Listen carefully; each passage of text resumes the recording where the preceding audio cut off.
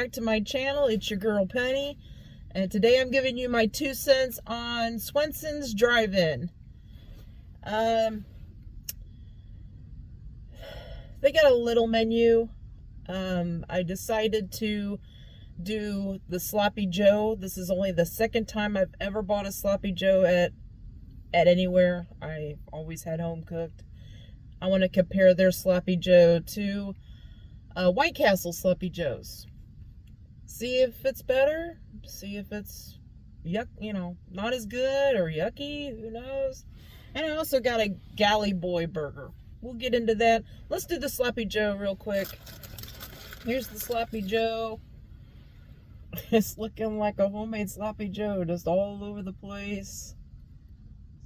So let's just try it, right? See what it tastes like.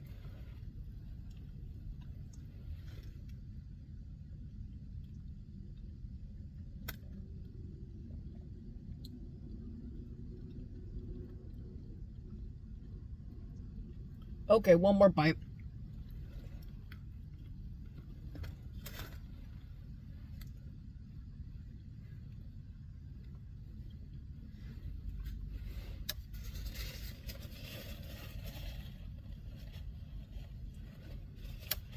I can't believe I'm going to say that.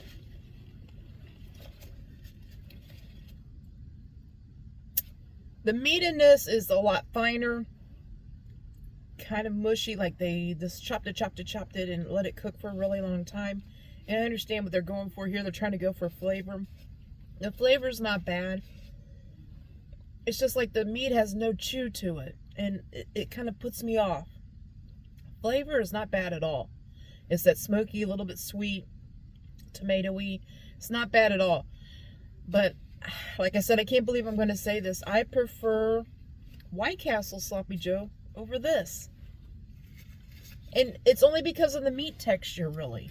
That's truly all it is. If you're okay with the real fine chopped up meat, then you might like this just as much or better than White Castle. But it's just the meat texture for me. Flavor-wise, is good. There's Sloppy Joes here at Swensons Drive-In in Ohio is $4.35. So it's not a bad price. It's kind of a smaller sandwich. It's under $5. It's not a bad price. If you've got a craving for Sloppy Joe and you don't feel like making it, it's not a bad price. It's not a bad product. Just the texture's off for me. This is the one sandwich I wanted to highlight. This is called their Galley Boy. And in the picture, you can see a toothpick with the olive hanging out of it. I'm a little upset that I didn't get my olive, because I feel like that's a neat presentation. But I didn't get it. But anyway, Swenson's pride that this is, the America's best cheeseburger. That's what they pride in. Swenson's been around since 1934. I had to read the sign again. 1934. So the reason why that makes their cheeseburgers a little different is because they put like 2 sauces on. There's like this white herby like sauce. I don't know what it tastes like at the moment. Kind of might be like tartar sauce. And then they have like a barbecue-y looking sauce on the bottom and 2 little patties and cheese in the middle. So let's get a bite and I'll let you know. I'll let you know what I'm tasting.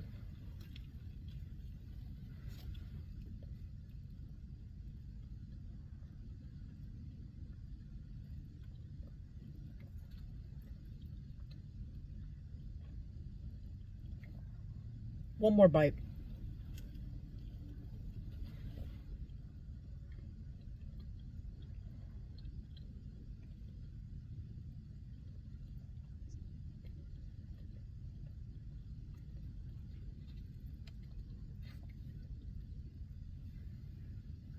I want to taste this white sauce separate so I can tell what I'm doing here, what I'm tasting.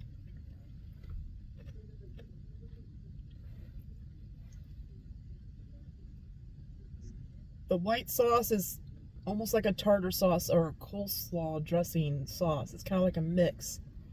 That's what the white sauce is. I want to know what this red sauce is at the bottom of here.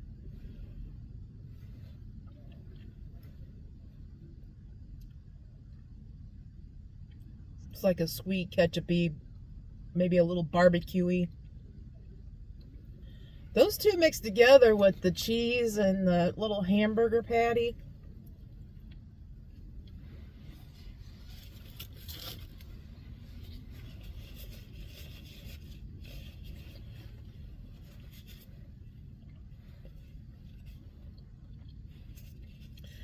It's a pretty good burger. Like if I came to Swensons or you go to Swensons, I suggest you at least try the Galley burger. Or it's called the Galley Boy burger. And like they say it's America's best cheeseburger. I don't think it's the America's best cheeseburger, but I think it's pretty good. I mean, like I said, if you're going to Swensons, I would definitely at least try the Galley Boy burger. Just try it. It's got a taste of its own. It's got that tartar sauce and that smoky sweet barbecue kind of thing mashing together is interesting. It kind of sends you for a whirlwind. Like when you put it in your mouth, you're like, ooh. So it's kind of good. It really is. But it's not, to me, it's not the America's best cheeseburger as they say on their sign. But, you know, anything to get people to... And I'm sure there's people that screw up on Swensons and think the Galley Boy burger is better than anything else. So it's one of those things, right? You grow up on something, you eat it all the time, you think it's the greatest. But their Galley Boy burger in Ohio is $4.65. So I got one other little surprise. For a limited time, they're doing a candy cane peppermint shake. I just got a small. The small is $3.75 for the small. That's a little high. I heard they're really good with their milkshakes. I was just looking to see if I could see chunks of peppermint. You can kind of see some chunks of peppermint and some swirl in there. Just a little bit. Let's go for a sip.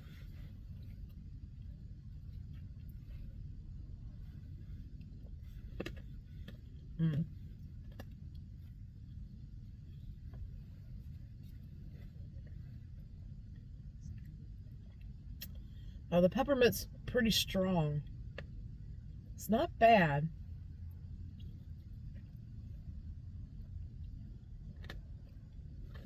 It's got chunks of peppermint in it. I'd have to say, I like this a little bit better than that Wendy's Peppermint Frosty. Because the Wendy's Peppermint Frosty, I felt like it just didn't have enough flavor. Now, this definitely does have the peppermint flavor.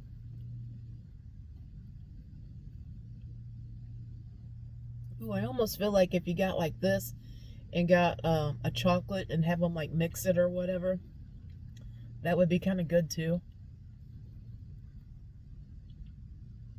Now this is thick, but it's not overly thick. I'm actually able to get sucked up through the straw.